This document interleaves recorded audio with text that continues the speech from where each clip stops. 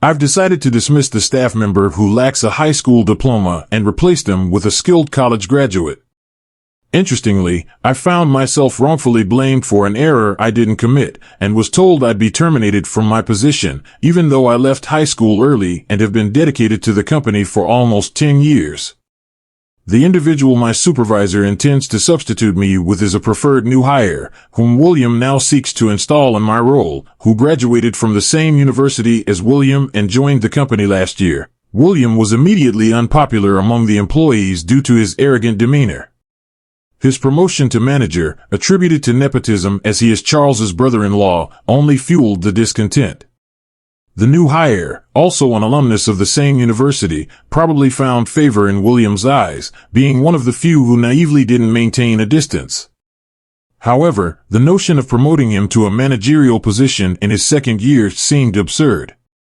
As I was about to voice this concern, William mockingly suggested that the underqualified dropout expedite his departure. Witnessing a junior employee smirking behind the smug William, I sighed deeply, accepting my termination with resignation. I was thankful to Charles and bore no resentment towards my job, but what followed was no longer my concern. Let William and his protege face the aftermath. My name is John. I lived with my parents and a brother, 3 years my junior, until our parents divorced when I was in 3rd grade. The decision that I would live with our mother and he with our father devastated my brother, who was very close to me. Despite our mother's desire not to separate us, citing our closeness, our father insisted on splitting us up. He argued that taking both children would financially strain our stay-at-home mother, and if our mother took us both, even with child support from him, it would still be a struggle. As we grew older, the costs of raising us would only escalate. My father's proposal to take one child each, without exchanging child support, was presented as a merciful act, despite my mother's objections to separate us. Ultimately, at the end of my 3rd grade year, I found myself living solely with my mother. Adjusting to this new reality, my mother, previously a stay-at-home mom, quickly found employment with a home service company, leveraging her experience as a housewife. Although she occasionally exhibited signs of sadness, likely concerned about my brother, my father consistently found excuses to prevent us from meeting. By the time I reached middle school, my mother seemed less affected by our separation from my brother, perhaps having come to terms with our father's stance. We managed to maintain a stable life, with my mother's job providing stability and my focus on studies, as she advised, to ensure a broader future. Life is predominantly spent working, not just studying. The choice of a job can significantly impact one's quality of life, making it prudent to diligently pursue education to broaden future job prospects. This was a belief held by my mother, who, despite being a stay-at-home mom, was a graduate of a prestigious university and had previously worked for a major company. She resigned from her position upon my father's request when they married, a decision she now regrets. Working for a significant corporation offered comprehensive benefits, and many parents chose reduced hours to manage child care needs. My parents met while my father was employed at a branch of the same company. Reflecting on this, it seems my father preferred me staying home, possibly because he disliked the idea of me working for a larger company than his. I resonated with my mother's perspective. The father I knew always carried a sense of superiority, looking down on my mother for being just a stay-at-home mom whenever he was upset. If my mother hadn't retired, it's unlikely anyone at her former workplace would have demeaned her in such a manner. This realization underscored the importance of choosing the right workplace. Given my father's character, he would likely disdain anyone he deemed inferior, both professionally and personally. Determined not to be belittled in my career, I chose to attend a technical high school, which was ranked 30th nationwide and attracted a considerable number of bright students, including a fair number of female students. During high school, I experienced my first relationship and initially enjoyed a smooth sailing life until my mother suffered a heart attack in the cold, snowy April of my sophomore year. Reaching out to my father for financial support after years of silence, I didn't expect much from a man who had never acknowledged my birthdays or academic milestones. Despite the slim hope, my father's flat refusal to provide assistance was a harsh reality check, reminding me of our agreement on no child support. I soon took up a part-time job at a diner run by an elderly couple who, aware of my situation, became quite fond of me. They generously provided lavish meals and fair wages, enabling me to maintain my lifestyle. However, the stability was short-lived as they eventually decided to close the diner due to physical limitations, leaving me facing a new set of challenges. I later learned from a regular customer that the diner was struggling financially. Despite this, the owners generously provided lavish meals for me and were liberal with my salary, which induced feelings of guilt within me. Subsequently, I opted for a part-time job at a convenience store. Due to a staff shortage, I found myself working extensive hours, from 4 p.m. to 10 p.m. after school and from 5 a.m. to 7 a.m. before classes, totaling 9 hours daily, irrespective of weekdays or weekends. Initially, I was supposed to work only from 5 p.m. to 10 p.m., but I agreed to extend my hours temporarily due to the staffing crisis.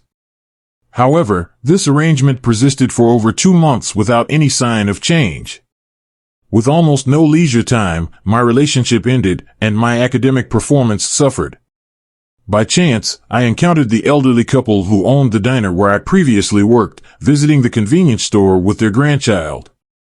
Noticing my significant weight loss, they expressed concern and invited me to their home, which was also the closed diner, on my days off. During a visit, they prepared a lavish meal and informed me that my current work schedule was illegal for someone my age, as 15 to 18-year-olds are only permitted to work 8 hours daily and up to 40 hours weekly. I was exceeding these limits, working 54 hours across 6 days without breaks. Concerned for my health, the couple advised against such exhaustive labor. I confided in them about considering dropping out of school due to my inability to keep up with studies and the discomfort of sharing a class with my ex-girlfriend. In retrospect, I acknowledged that quitting the convenience store job for a different one would have been wiser, but at the time, I was overwhelmed and contemplating dropping out. The elderly couple felt responsible for my predicament, attributing it to the closure of their diner, but I assured them of my gratitude for their kindness. They then proposed introducing me to a company run by their son, suggesting full-time employment might be more suitable than part-time work. The company, a metalworking firm inherited by the son from his uncle, was unfamiliar territory for me, as my school studies had not covered metalworking. Nevertheless, they were willing to hire me, provided I was eager to learn. I decided to drop out of high school to work full-time, but adapting to the new environment was quite challenging. Whenever I faced difficulties, I would seek advice from Arthur, a former high school classmate who was studying metalworking in the mechanical department. Even after I left high school, Arthur remained in touch, offering significant support and always expressing concern for me. As Arthur was about to enter his 3rd year of high school and summer vacation approached, he proposed that we undertake a significant project, combining the information engineering I had studied with the mechanical technology he was learning. This suggestion was unexpected, and I was initially taken aback by the potential challenge of finding time while working. Arthur, aware of the challenges I faced with my part-time job during high school, reassured me about managing our time effectively. Motivated by Arthur's consideration, I agreed to his proposal, hoping to create a memorable summer project. We spent our time after work and on weekends brainstorming and developing our ideas. Despite Arthur's enthusiasm, we started without a specific plan, leading to many sleepless nights. Eventually, our efforts paid off, and we managed to patent the parts we created, joking about the potential wealth if our invention succeeded. By the time Arthur was about to graduate from college, we had acquired 3 patents, and Arthur had founded a company to develop these patented parts. Although invited to join the management, I declined out of gratitude to Charles, who had employed me after I dropped out of high school, but agreed to serve as an advisor. Around this time, I was transferred from factory work to an office position at headquarters. Shortly thereafter, President Charles's brother-in-law joined the company as a department head. His rapid promotion and inherent arrogance made him unpopular among the employees. The following year, President Charles's daughter, Grace, joined the company. Unlike William, who was arrogant due to his family connections, Grace was earnest about her work and never flaunted her status, quickly becoming viewed by employees as the rightful successor. Displeased, William began directing his frustrations at me, possibly resenting me for being a high school dropout. Recently, direct insults had started, and it was clear that President Charles was not fond of William, barely interacting with him at the office. Despite William's managerial position and family ties, his behavior and treatment of employees, including myself, were becoming increasingly problematic. He is not taken seriously, in contrast to Charles, who personally hired me and often initiated conversations with me. This likely increased William's disdain for me. The following year brought a surprising reunion. My brother Harry, who had been separated from me by our father and with whom I had lost contact, joined the company. Harry, now a fine young man since graduating from college, still retained traces of the child I remembered. However, Harry was somehow considered an only child. Wondering if perhaps Harry didn't remember me, I decided to pretend to be a stranger. While it was a bit lonely not being able to talk as brothers, I thought it best not to disturb his peace if he had indeed forgotten. Harry, a graduate of the same university as William, was particularly favored by him, often being invited out for drinks and trusted with significant projects. However, Harry didn't seem very capable at his job, often making mistakes. Some of the work William dumped on me included tasks assigned to Harry, which I silently corrected and submitted. This was a mistake, as Harry, unaware of his errors, continued submitting documents without realizing. William, looking down on me, started to think it was okay to blame his mistakes on me. While it was still manageable when the errors were caught internally, Harry eventually made a mistake in a major project that inconvenienced our clients. Thinking he could pin the blame on me, whom William looked down upon, Harry claimed the work was mine. I wasn't even informed about the tasks Harry was handling, making the blame absurd. Yet, William, fearing he would be held responsible, mockingly said, "I'll fire the bottom-dwelling junior high grad and replace him with a superior college grad." Ha. I had been promoted to manager in an unusual move, though the department consisted only of Grace and myself. It would be unreasonable to make Harry, who was only in his second year, a manager. When I was about to say so, William mocked me. "Could the incapable junior high grad please quit already?" Ha. I realized the endearing Harry I once knew was gone. Seeing Harry smirking behind William, who was making snide remarks, I sighed deeply and accepted my dismissal with understanding. Grace tried to intervene, but William wouldn't listen. "Are you going to use your father's power against me?" Grace, who disliked being viewed through the lens of being President Charles's daughter and always cared about not dishonoring her respected father, was accused by William of using her father's power. However, Grace didn't stay silent. She explained that firing me now would cause more trouble for the company, making it a matter beyond using power. Still, William ignored her words and ordered me to leave immediately. I was grateful to President Charles and didn't dislike my job, but what happened next was no longer my concern. Let William and his accomplice bear the responsibility. A month later, I was employed at Arthur's company after being dismissed. I immediately reached out to Arthur and began working for him at his small company, which, despite having only 10 employees, boasted annual sales exceeding $5 million. A significant portion of this revenue came from patent profits. In addition to the patents Arthur and I had secured, the company had acquired dozens more. Arthur's company specialized in developing parts and selling the patent technology. During a meeting to discuss the development of the next part, I received a call from Harry. I chose not to answer during the meeting, despite the persistent calls. "Who's calling? Isn't it an emergency?" Arthur asked, concerned. After explaining it was a junior from my previous company, I turned off my phone. Post-meeting, I turned on my phone to find a message from Harry. "Big bro, my bad. Please answer the phone." Written like that, Harry acknowledged me as his brother, despite having previously set himself up as an only child and looked down on me, which was infuriating. The shift in Harry's attitude, from honest and kind to disdainful, I attributed to our father's influence.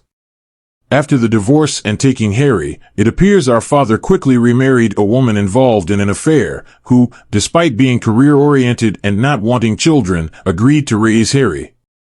This led my father to insist on taking only Harry. His new stepmother spoiled him, a stark contrast to our mother, who disciplined him. Consequently, Harry grew distant from our mother and me. As I read Harry's message, another call came in, this time from William, seeking to maintain the use of patents at the previous rate. The part Arthur and I developed was crucial for a product my former company was developing. However, since it was developed outside the company, we owned the patent rights, valued at approximately $10 billion. Out of gratitude to President Charles, I had initially set the usage fees low, a decision Arthur supported. But upon leaving the company, we reverted to the original pricing. I had managed the Patent Affairs Department within the General Administration Division, handling patent applications and licensing, and was promoted due to my contributions to obtaining patents. It was perplexing that William, overseeing the General Administration Division, lacked understanding of patent matters. Grace, who had worked under me, was well aware of the patent usage fees, contrasting William's ignorance. She had tried to persuade William to revoke my dismissal.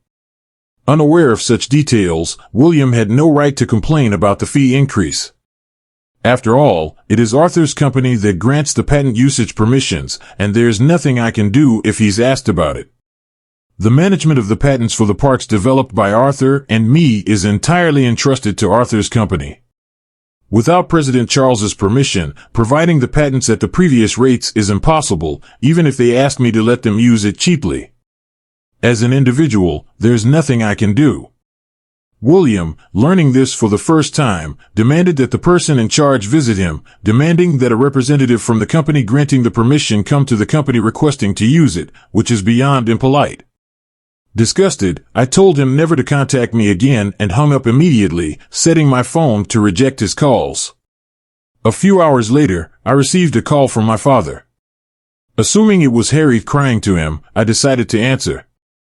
As expected, he wanted me to reconsider the patent fees for Harry's sake. The condition was that I had to be working there.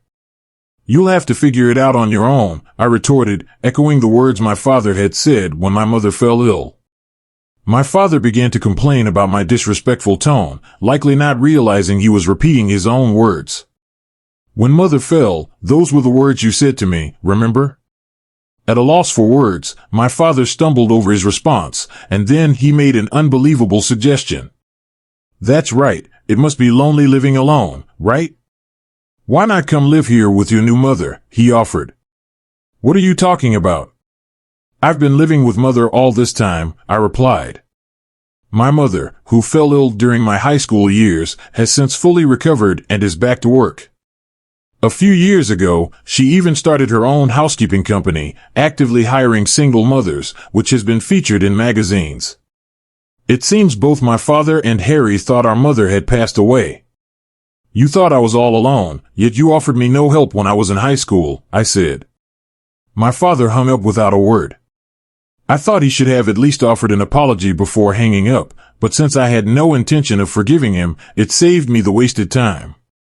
Besides, the misunderstanding by my father and Harry might have been partly my fault. Dropping out of high school required a parent's permission, and I had asked my father to sign for it. Without asking any questions, he signed immediately and sent it back. I did this because I didn't want to worry my mother, who was battling her illness at the time.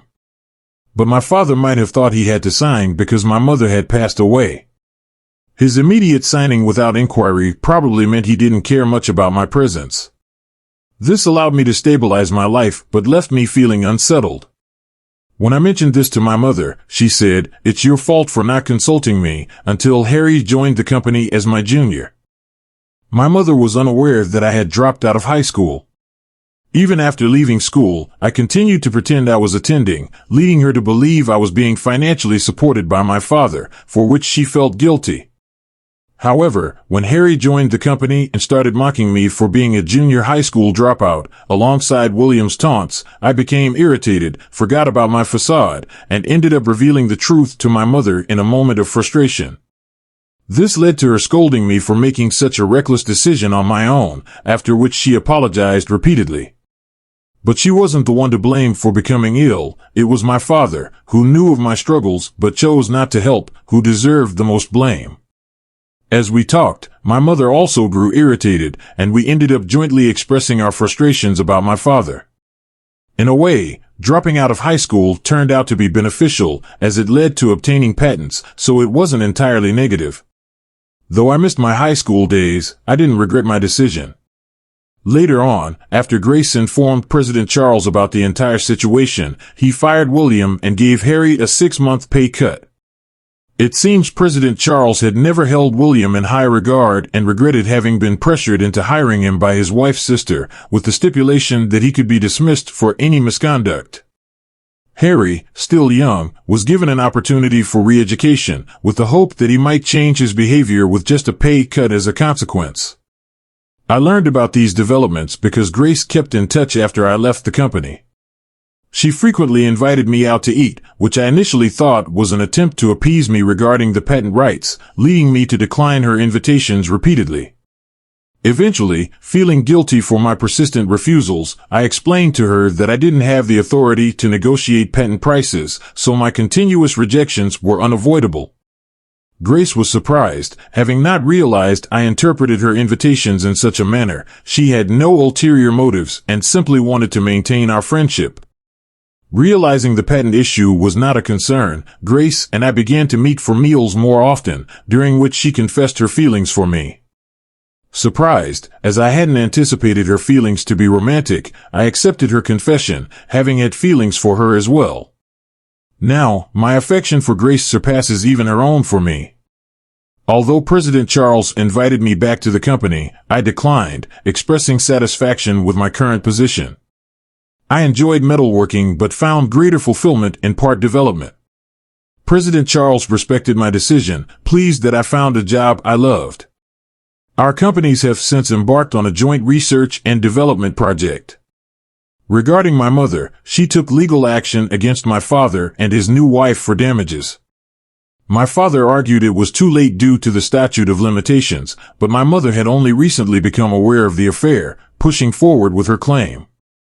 She had suspected his infidelity due to his cold behavior during their marriage, but had no proof. However, it was only last month that Harry's message turned my suspicions into certainty. My mother is determined to thoroughly punish my father for not offering a helping hand when I was struggling. The court ruled in her favor, and my father and his new wife were ordered to pay her damages. They blamed Harry for leaking the information and kicked him out of the house. After being demoted and kicked out, Harry seems to be living a difficult life. It's unclear if that was the reason, but I heard he was fired for getting involved with a married woman who was giving him money. If I, a high school student at the time, could support my mother and myself, then Harry, a college graduate and adult, should be able to manage with some effort. Perhaps a bit of hardship would serve as good medicine for Harry, who had come to look down on others. Furthermore, it seems the lawsuit for damages has led to divorce issues between my father and his new wife. The new wife blamed my father for bringing Harry into the family, and my father blamed the new wife for insisting on it, leading to an unresolved situation.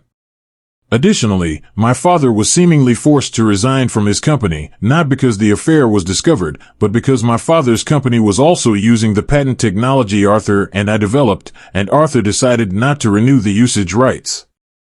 Knowing how hard I struggled during high school, Arthur was even angrier with my father than I was. Arthur's anger might also stem from being raised by his grandparents.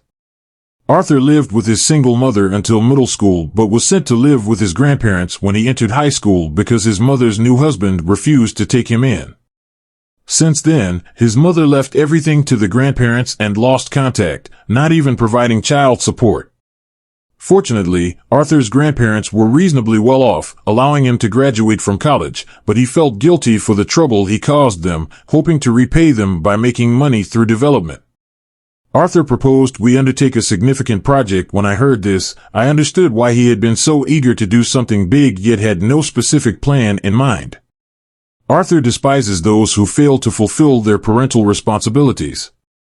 He gets irritated even hearing new stories about children being victimized, so it's no wonder he's even more upset about someone close to him.